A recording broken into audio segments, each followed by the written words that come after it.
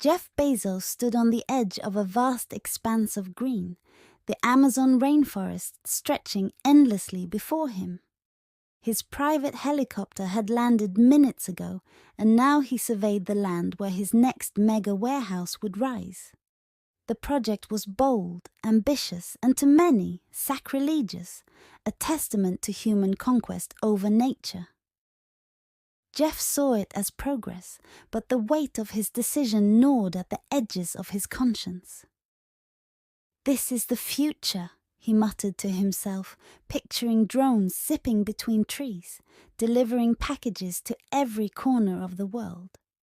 Yet, a sliver of doubt remained. As he turned back towards the helicopter, a voice called out, "Wait!" Jeff spun around to see an old man approaching, his clothes simple and worn, his eyes clear and piercing. He moved with the grace of someone who had spent his life in the forest. "Who are you?" Jeff demanded, his annoyance barely concealed. He wasn't used to being interrupted. "My name is Matteo," the old man said, his voice calm. "I am a wanderer, a nomad of these lands, and you, sir, are about to make a grave mistake."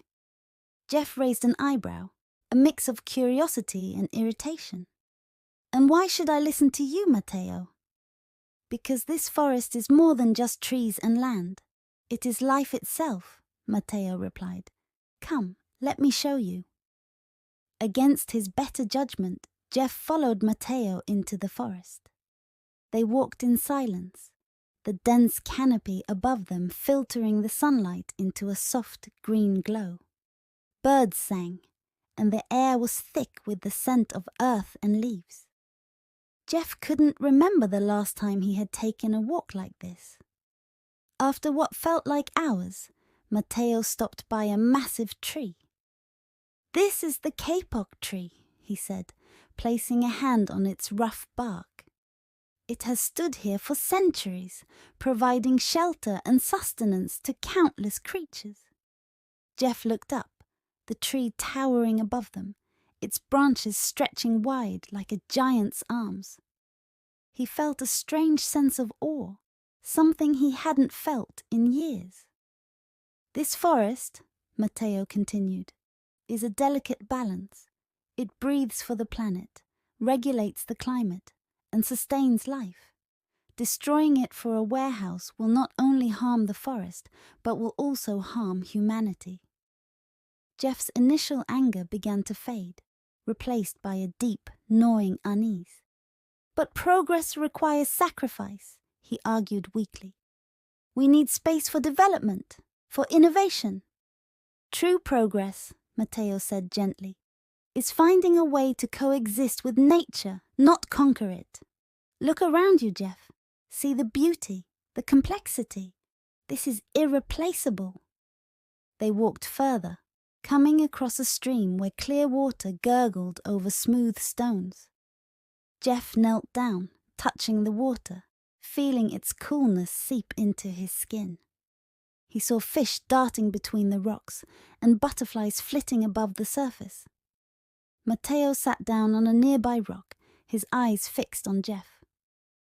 "You have the power to shape the future. Use it wisely. Nature can be a part of your vision. Imagine warehouses that coexist with the forest, technologies that enhance rather than destroy. There is a middle path." Jeff stared at the water, deep in thought. The forest, with its myriad sounds and sights, began to weave its spell around him. He saw the interconnectedness Matteo spoke of, the delicate web of life that thrived here. "I never realized," Jeff said quietly. "I've been so focused on growth, on expansion, that I forgot what we stand to lose."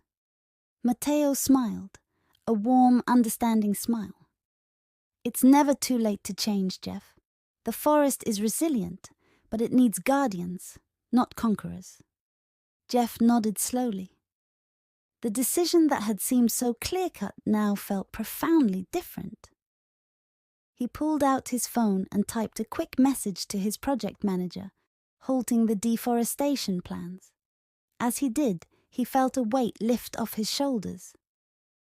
"Thank you, Matteo," Jeff said, standing up. "You've opened my eyes. I can't promise to change everything overnight, but I will start here." Matteo stood and shook Jeff's hand. "That's all we can ask for, one step at a time." As they walked back to the helicopter, Jeff felt a renewed sense of purpose. The forest had spoken through Matteo, and its message was clear.